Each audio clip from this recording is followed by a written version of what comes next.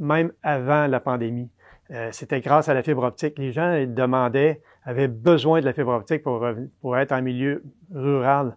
Et je pense qu'on ne doit pas faire deux classes de gens. On doit avoir une classe de société et c'est une classe avec de la fibre optique. Avec la pandémie, cette réalité-là est devenue pas plus présente, mais elle nous a sauté au visage. Et puis, la demande n'a fait qu'augmenter. Donc, toutes les municipalités qui avaient fait le saut et qui avaient développé des projets avec nous en ont bénéficié. Fait que, historiquement, au cours des 10 dernières années, la principale activité de Sogetel, ça a été de prendre de l'expansion. Donc, de conclure des partenariats avec des municipalités pour déployer les réseaux de fibre optique. On a négocié avec ces municipalités-là, puis ce qu'on a décidé de faire, c'est de conclure un partenariat par lequel elles subventionnaient le déploiement de la fibre optique et on s'engageait en retour à offrir à leurs citoyens des services Internet, téléphonie, télévision à leurs citoyens. La MRC de Bécancour comprend 12 municipalités puis aussi une nation autochtone.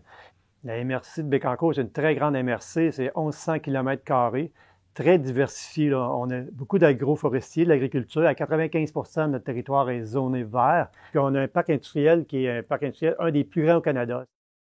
La fibre devenait vraiment là, le meilleur choix pour être capable de donner un service égal à tout le monde, peu importe la distance. Ça fait plusieurs années qu'on déploie de la fibre à la maison. Ce qui fait qu'aujourd'hui, dans le fond, Calix nous fournit tous les bords. Le changement Sogetel est vraiment fait vers le 7AXOS. Au fond, c'est le meilleur des deux mondes. Là. C'est les éléments, des façons de gérer les équipements qu'on aimait, qu'on appréciait. Et puis, avec des produits plus modernes. Il y a aussi toute la gamme là, de routeurs, là, nommément les U4 puis les U6 qui ont fait leur entrée dans notre réseau, que je pense qu'on a franchi le plus de 10 000 routeurs de Calix déployés. Aujourd'hui, en 2022, je pense qu'il faut considérer le service Internet comme un service essentiel. Alors, le fait d'amener la fibre dans ces régions-là va permettre aux gens qui y habitent d'avoir l'Internet, que ce soit pour les gens qui font du télétravail, les enfants qui auraient à faire de l'école à la distance.